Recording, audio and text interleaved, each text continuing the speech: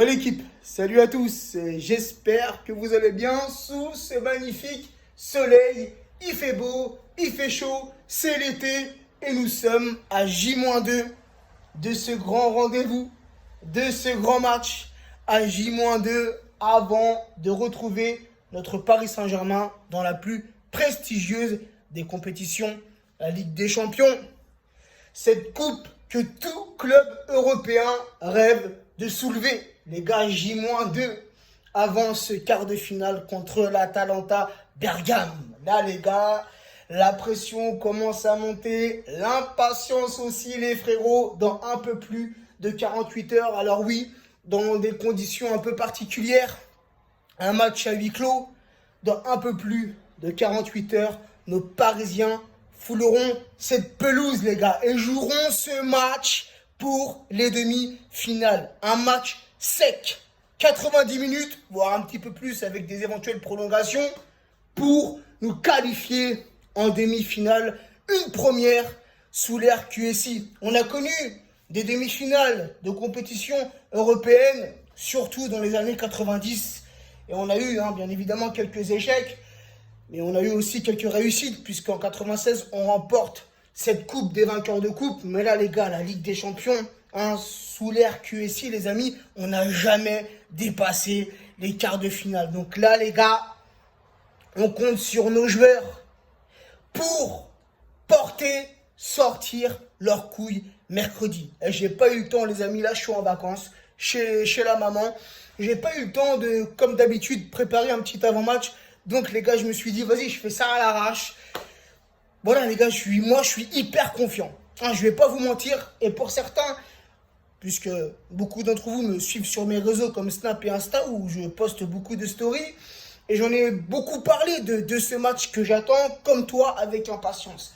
Et certains m'ont dit, Abou, t'es trop confiant, frérot. Et c'est peut-être vrai. Je suis peut-être trop confiant, mais là, les gars, c'est mon côté supporter.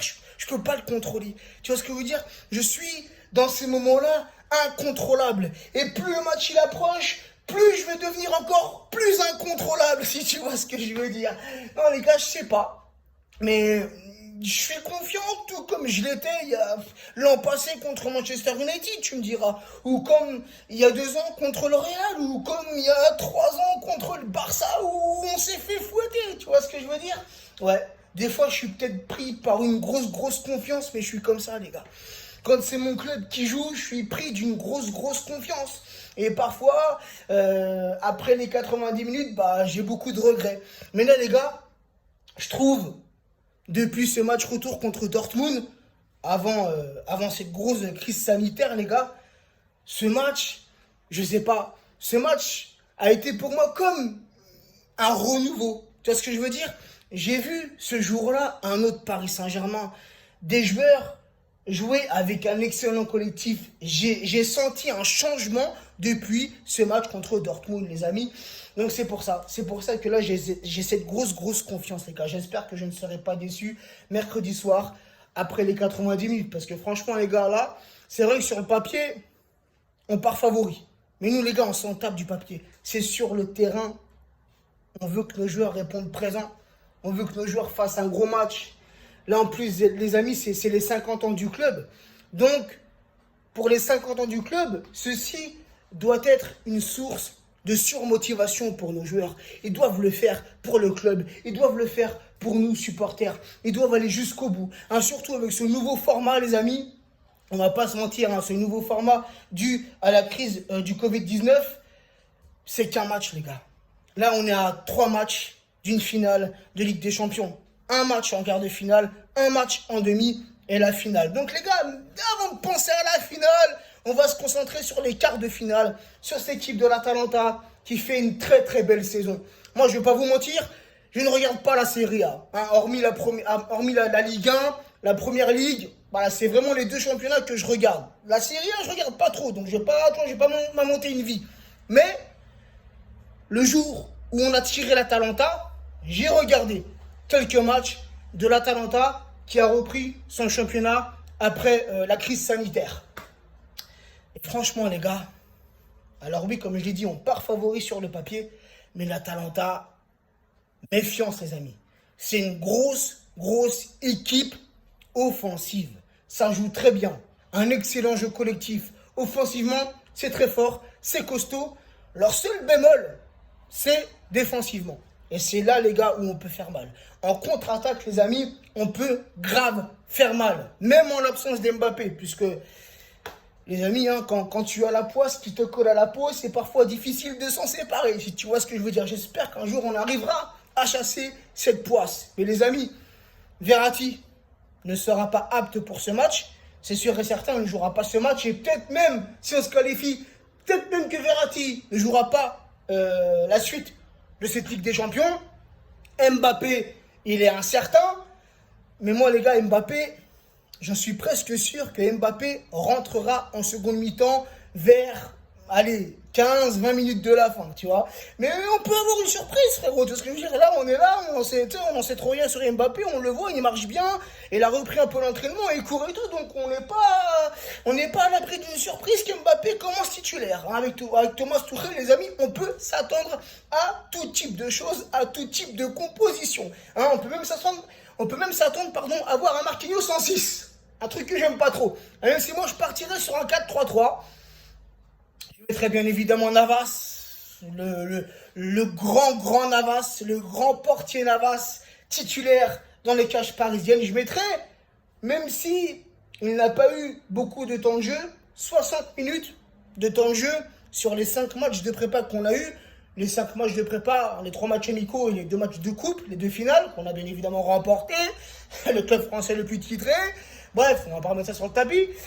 Ça va faire des jaloux. Bref, Bernat, je le mettrai titulaire, latéral gauche. Je mettrai, s'il est à 100%, puisque M. Kerrer a eu une blessure à l'os de l'oreille. Un truc que j'avais jamais encore vu. Bref, s'il est remis à 100%, je mettrai Kerrer, latéral droit. S'il n'est pas Kerrer, s'il n'est pas à 100%, si Tuchel décide de le faire commencer sur le banc, je mettrai plutôt Marquinhos, latéral droit. La charnière que je voudrais de base, je voudrais Kimpembe, Marquinhos en charnière centrale.